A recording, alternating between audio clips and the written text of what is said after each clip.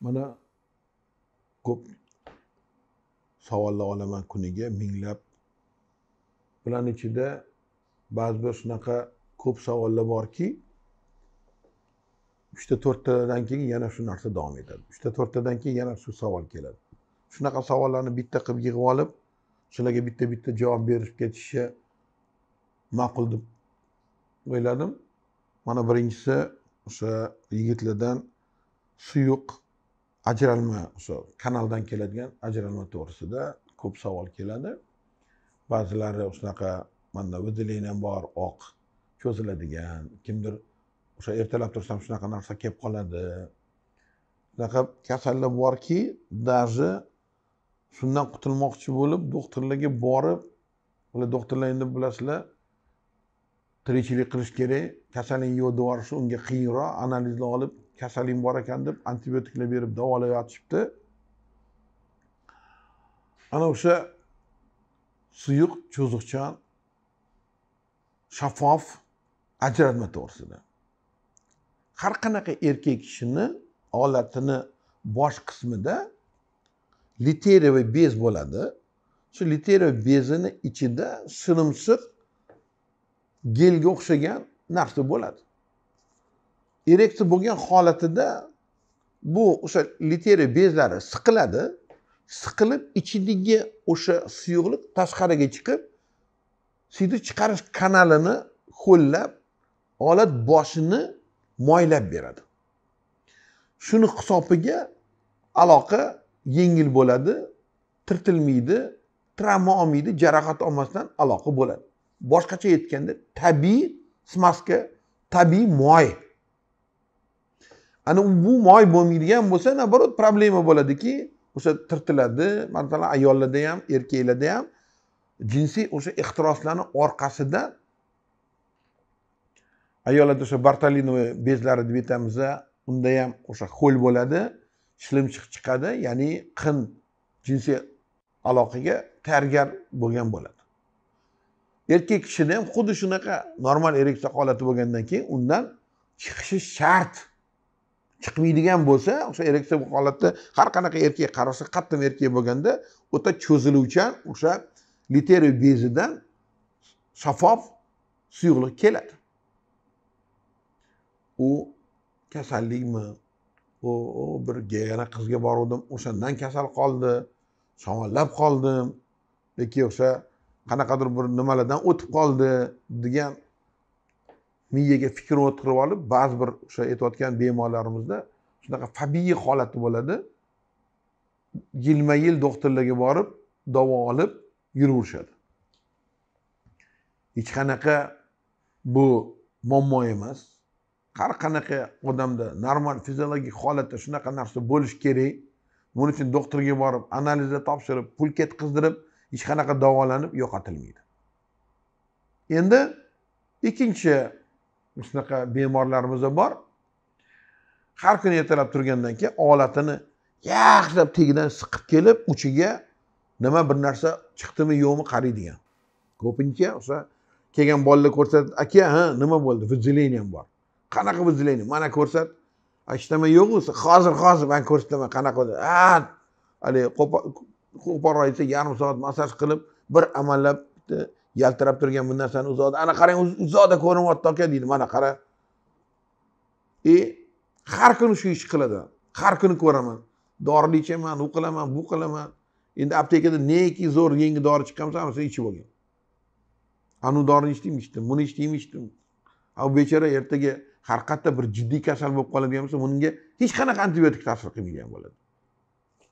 Alloh alam, antibiotik degan narsani o'sha lixoradka bo'lib, isitmalab, o'shanda ham virus emas, o'sha bakteriyalardan bo'lgan, doktor bilgan holatlarga antibiotik beriladi. Tupi-tuzuv chopqilab yurgan odamga antibiotiklar berilmaydi. Jinsiy aloqadan o'tuvchi kasalliklar bor. Uni kim? Uni venerolog ko'rsin. Venerolog biladi, qaysi infeksiya bo'ladigan bo'lsa, qaysi dorini berish kerak. O'zim men venerologiya bilan 80-yillarning boshida shug'ullanganman, yaxshi o'qiganman, ko'rganman, juda yaxshi bilaman bu kasallikning nimaligini. Hozir professional agarda venerolog bo'ladigan bo'lsa, hech qachon tekshirmasdan o'sha yaxshi laboratoriyasi bo'lmaydigan joyda birovni davolamaydi. Chunki bilamizki, neurosifilis eng opasli narsa. Bu noto'g'ri davolashdan, noto'g'ri qilingandan borib o'sha narsa kelib chiqadi. O'sha davolagan bemoring bir kun keladida aytadi senga. "Oy, sen qiluvding meni", deydi. "Sani deb bo'ldim shu narsa", deydi. Faqat mutaxassisgina uni ko'rib, to'g'ri diagnoz qo'yib, antibiotik kerak bo'ladigan u uni ko'rib etishi mumkin. Shuning uchun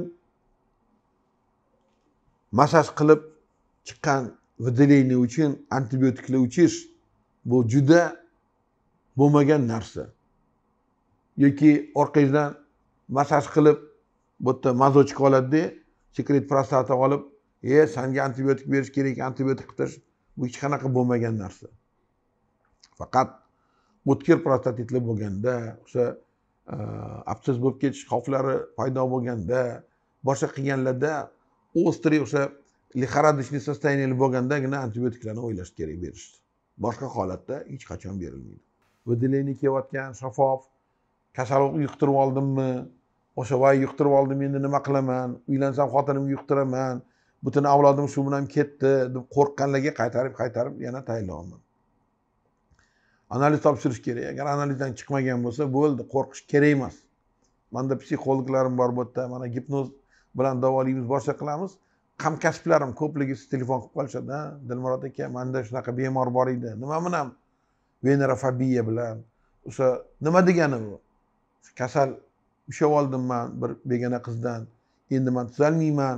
Bu meni bir kun o'ldiradi. Ertaga kech shu faqat xayolda shu narsa, depressiya holatiga tushib qolgan chuqur, undan chiqib keta olmayapti. O'shanga gipnoterapiya yoki sugestiya qilib yordam beringlar deb murojaat qilishadi. Kim shunaqa holatga tushib qolgan bo'lsa, albatta u antibiotik emas. Kimga borish kerak? O'sha psixologga, psixoterapevtga, gipnologga borib davo olsa, u to'g'ri bo'ladi. Siqib chiqarib, ko'rib analizman, kasal ekanman deyish bu noto'g'ri. Va shaffof o'sha kimdan ajratma kelayotgan bo'lsa, bu normal holat, bundan qo'rqish kerak emas. Endi masalan, har qayerda uretrit kasalligi bor, har qayerda jinsiy aloqadan o'tuvchi kasalliklar bor. U holat bo'ladigan bo'lsa, qanaqa bo'ladi aslida? Chunki mana endi sog' odamda etik qanaqa bo'lishini, endi kasal odamda qanaqa bo'lishi. Birinchidan suyuqli o'sha kelayotgan ajratma, выделение hech qachon to'xtamaydi, doim kelaveradi. Uretraning ichida masalan qichishishlar, o'sha diskomfort deymiz-da, shunaqa komfort yo'qolgan, achishish, har xil shunaqa narsalar paydo bo'ladi. Siygandan keyin, ya'ni kamayganday bo'ladi-yu, yana ozgina vaqt o'tgandan keyin ichida g'imir qilib, bunda achishib, o'sha выделение kelayotganini darrov bilasiz. Darrov u o'zi hech qanaqa siqmasangiz ham o'zi chiqadi. Uni rangi birinchidan shaffof bo'lmaydi, o'zi ranglari bor, oq rangli, sariq rang yoki sariq yashil rang atrofli oqmalar bo'lishi mumkin. U kasallikning virulentligi, virus, bakteriya nimadan kelganligiga bog'liq bo'ladi. Shunga qarab turib ranglari har xil bo'ladi. Gonoreyadan bo'ladigan bo'lsa, o'sha o'tkir formalarida 3 kunda, o'sha 2 kunda, 2,5 kunda o'sha ertalab o'rniga turganda assalomu alaykum deyshadi, добрым утром deyshadi, triper deyiladi o'sha Fransiyada. Shunaqa ko'p nima выделение keladi, uni ko'rmasdan iloji yo'q, uchlari yopishib qoladi, tursuni o'ziga yopishib qoladi. Ana u har qayerda venerologga tez borish kerak. Bilasizlar 3 kun, 5 kun, 7 kun bo'lgan bo'ladi. Aloqa bo'lganiga bu darrov bu narsani bilsa bo'ladi. Gonoreyani tezroq davolash kerak bo'ladi. Trixomonada 3 kun, 7 kunda chiqadi bu выделение. Unda ham gonoreyaga nisbatan kamroq simptom, sal skudniroq bo'ladi. Baribir o'sha выделение keladi. Bunda sal rangi ochiqroq bo'ladi. O'tda yeringga o'sha o'xshagan, potosga o'xshagan sariq, zelenovatiy bo'lgan bo'lsa, bu yerda oqroq, o'sha baribir bu yerda ham keyinchalik uretrit kuchayib ketgandan keyin sarg'isroq выделение kelishi mumkin. Trixomonadada kelib chiqishi 7 kun, 10 kunda aloqadan keyin paydo bo'ladi. Uni darrov agarda sidu topshirib yoki o'sha mazok topshiramiz, 2 xil mazok programma kelgan metilin siniy degan narsa bor yoki hozir o'sha pap mazok deydi, o'shalarni bo'yab, ji bo'lmasa zelyonkamiz bor, shu zelyonka bilan bo'yab ham trixomoniyadan ko'rish mumkin bo'ladi. Yoki jinsiy aloqadan o'tuvchi o'sha kasalliklardan eng ko'p hozir bezovta qiladigan narsasi xlamidiya o'sha infeksiyasi hisoblanadi. Xlamidiya bo'lganda ham 10 kun, bir hafta, 2 hafta ichida unda ham shunaqa diskomfort paydo bo'lib, ozgina выделениyalar paydo bo'ladi, u tashqariga chiqadi, tursuvda agar qaraladigan bo'lsa, u yerda har xil dog'lar paydo bo'lgan bo'ladi. O'sha dog'lar paydo bo'lgan bo'lsa, darrov bilasizki, demak o'sha yerda qanaqadir выделениyadan bekorga kelayotgani yo'q, chunki aloqada bo'lganman, 2 hafta bo'ldi, demak shuni hisobiga menda kasal keldi deb o'ylash mumkin. Demak tezda borib analizlar topshirib, uni diagnozini bilish mumkin. Keyingisi sifilis deb aytamiz, u ham o'sha saqlanmagan aloqadan kelib chiqadigan kasallik bo'ladi. Bunda hech qanaqa выделениyalar bo'lmaydi. Ayniqsa hozir antibiotiklar ichib yurgan o'sha bolalar bo'ladigan bo'lsa, unda umuman skritli bo'lishi mumkin. Hech narsada bezovta qilmasligi mumkin. Ilgarigi klassik shankrlar, klassik yaralar, boshqa narsalar umuman bo'lmasligi mumkin. Chunki hozirgi chiqqan zamonaviy antibiotiklar bitta qabul qiladigan bo'lsangiz, uni butkul yashirin formasiga o'tkazdirib olib, keyinchalik o'sha neurosifilis boshqa bo'lgandagina bilishingiz mumkin bo'ladi. Shuning uchun aloqa bo'lgandan keyin hali bir kun o'tmagan bo'lsa, preventiv o'sha davolash venerologlar biladi qanaqa qilish kerakligini, shunaqa narsa qilish kerak. O'sha vaqt o'tgan bo'lsa, faqatgina venerologga nazoratida qonni topshirtirib qaraladi. O'sha qon ham RIF degan analiz bor. Birinchi reaksiya immuni fluoressensi deydi. Keyingisi RIF degan nima bor, analiz bor. Reaksiya immobilizatsiya treponem deyiladi yoki PCRda hozir zamonaviy o'sha polimerizatsiya tsepnoy reaksiya bor sifilisga. O'shalar birinchi o'zgarishni darrov bilishadi. Shu orqali o'sha kasal o'tdi o'tmaganligini bilish, davolash mumkin bo'ladi. O'sha analizga qarab turib, qaysi antibiotiklar bilan qancha davr davolanish kerakligi va istochnik заражения degan narsa bor. Kim o'sha manba, bu kasallikning manbasi, uni topish shart bo'ladi.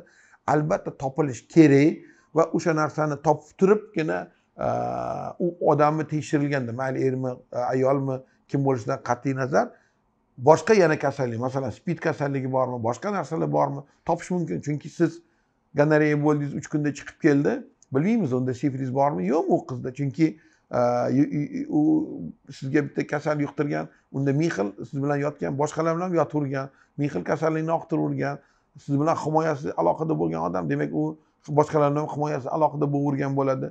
Ya'ni shundan ham bilib olsangiz bo'ladiki, demak mutaxassisga borish kerak, mutaxassis ko'rish kerak, mutaxassis sizni davolash kerak bo'ladi.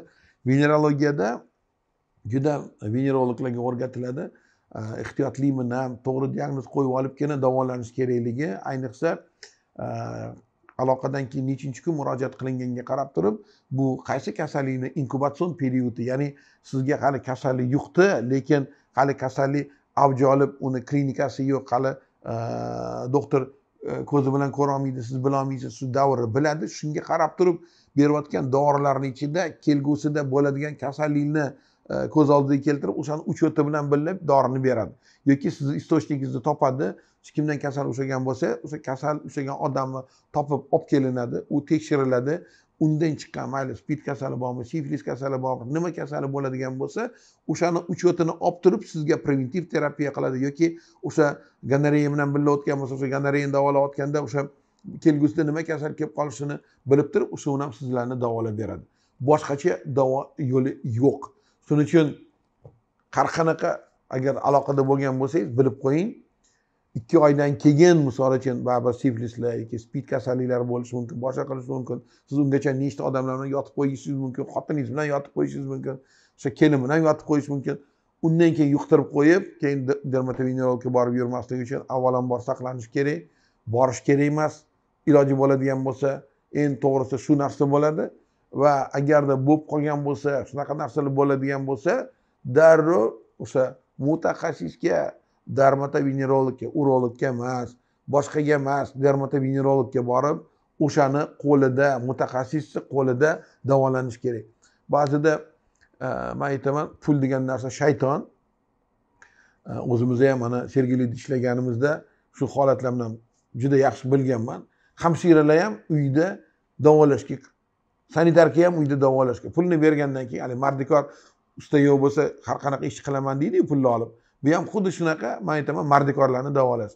Bundan qo'rqish kerak. Agar venerolog uyimga kelgan, uyimda davolayman desa, yo'q, o'sha qo'rqish kerak emas. Uni to'g'ri analizda topshirib, to'g'ri diagnoz qildirib, TP bilan yo'q qildirib olmasangiz, albatta bu narsa qaytib keladi, albatta qaytib chiqadi.